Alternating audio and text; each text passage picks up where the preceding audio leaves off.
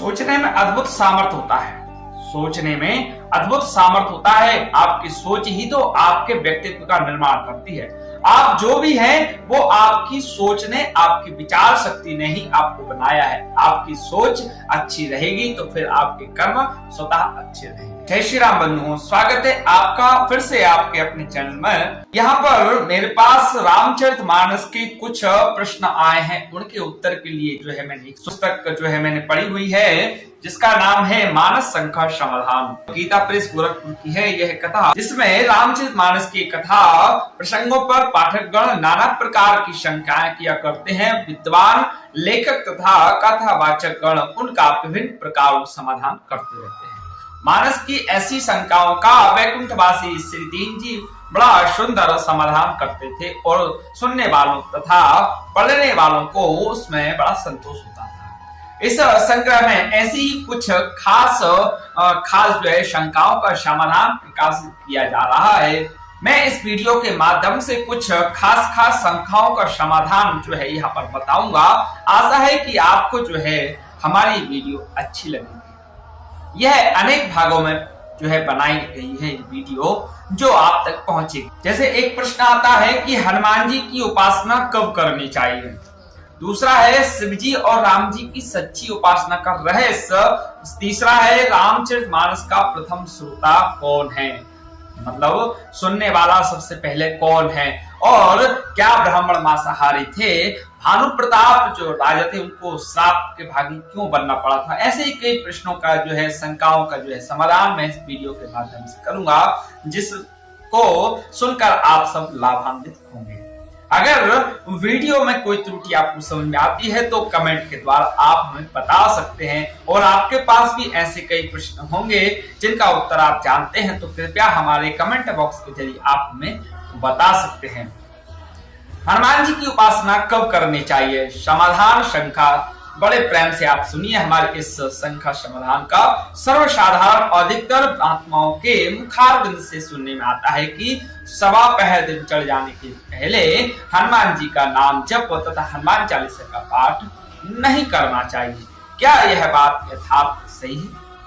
आज तक इस दास को ना तो किसी ग्रंथ में ऐसा कहीं प्रमाण मिला है, ना अब तक किसी महात्मा के ही मुखारबिंद से सुनने को मिला है। हम तो यह देखते हैं कि प्रातःकाल सूर्योदय से पहले हनुमान जी महाराज की सेवा हो जाती है। उपासकों किसी उपास्य देव के स्तोत्रों का पाठ या उसके नाम का जप इत्यादि प्रातःकाल सवा पहर तक न कर उसके बाद करना चाहिए, बल्कि हर जगह इसी बात का प्रमाण मिलता है कि सदा और निरंतर तेल धारावत अजस्त्र अखंड भजन स्मरण करना चाहिए।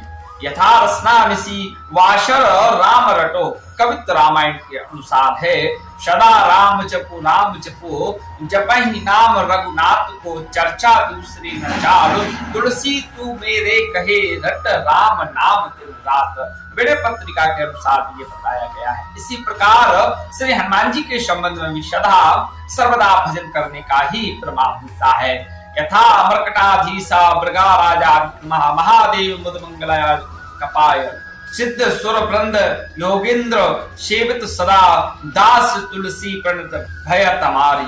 विनय पत्रिका के अनुसार यह होता है। पुनः आता है कि मंगलाकार संसार भार, पहर बानराकार विग्रह, पुरारी राम संभ्राज्य शोभा सहित सर्वदा, तुलसी मानस रामपुर बिहारी।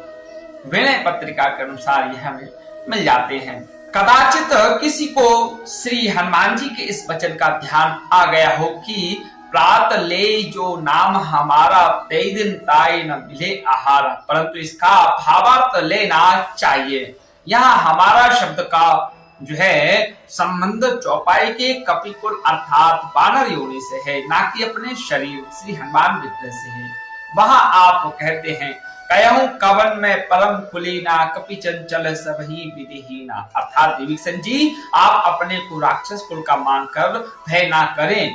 बताइए मैं ही कौन से बड़े श्रेष्ठ कुल का हूँ। वानर योनि तो चंचल और पशु होने से सभी प्रकार से हीन है। हमारे कुल यानी कि वानर का अगर कोई प्रातः काल नाम ले ले तो उस दिन उसे आहार का योग नहीं लगता। असमय अधम सखा सुनू मोह पर श्री रघुवीर, कीन कृपा सुमरि गुने, भरे बिलोचन नीर। ऐसे अधम कुल का मैं हूं, किंतु सखा सुनिए मुझ पर भी श्री राम जी ने कृपा की है। इस व्रत को स्मरण कर कहते कहते श्री हनुमान जी के नेत्रों में आंसू आ जाते हैं। अतः हमारा शब्द का भाव यह है कि कुल तो हमारा ऐसा नीच है कि बानर शब्द का ही सवेरे मुंह से निकलना अच्छा नहीं माना। परंतु उसी योनि में उत्पन्न मैं जब प्रभु का कृपा पात्र बना लिया गया, तब तो राम कीन आपन जब ही ते, भयम भुवन भूषण तब ही ते। मेरे हनुमान, महावीर, बजरंगी, पवन कुमार आदि नाम प्रातः स्मरणीय हो गए। एक और प्रश्न हमारा इस बीच में आता है कि बालाजी सरकार हनुमान जी को क्यों कहते हैं। इसका मैं आपको अगले भाग में बताऊंगा। इसका एक और प्रमाण इस प्रकार मिलता है कि अशुभ होई जिनके सुमरन ते, बानर रीछ विकारी, वेद विदित पावन किए, ते सब महिमा नाथ तिहारी। विनय पत्रिका के अनुसार विनय पद में आता है 116 नंबर वहां। अतएव श्री रामायण जी के उपयुक्त पदों से श्री हनुमान जी का नाम सवेरे जपने का निषेध कदापि सिद्ध नहीं होता है। उसका तात्पर्य वानर शब्द से ही है, जो कुल की न्यूनता का उद्योतक है, स्वयं श्री हनुमान जी की न्यूनता का नहीं। कहीं कहीं लोग ऐसा तर्क करते हैं कि हनुमान जी रात में जगने के कारण सवेरे सोते रहते हैं, अथवा सवेरे श्री हनुमान राम जी की मुख्य सेवा में रहते हैं, इसलिए शवा पहर वर्जित है। सो ना तो इसका कोई प्रमाण अभी तक इस तीन को मिला है, और न यह बात उचित ही मालूम होती है कि योगी राज ज्ञानियों में अग्रगण्य है।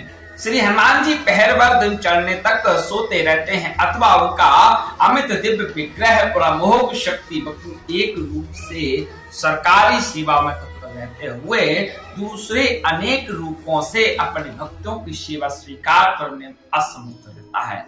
जहां प्रेम पूर्वक श्री राम नाम का जप और श्री रामायण जी का पाठ होता है, वहां तो श्री मारुति नंदन सदा मौजूद रहते हैं, चाहे वह प्रातः काल हो और कोई दूसरा काल हो। फिर इस झगड़े में पड़कर तो श्री हनुमान जी के आराम विश्राम के लिए सवा पहर भगवत जन भी छोड़ना पड़ेगा, जिसका छूटना ही उनकी दृष्टि में विपत्तिजनक है।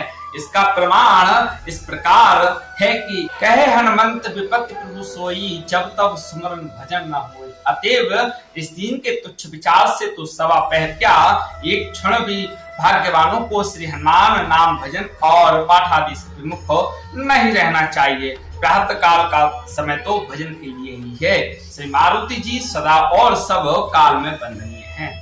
इस प्रकार श्लोक भी आता है कि प्रणव पवन कुमार, खलवन पावक ज्ञान घने, जासु हृदय आगार, वसहि राम सब चाप धरे। जय श्री राम।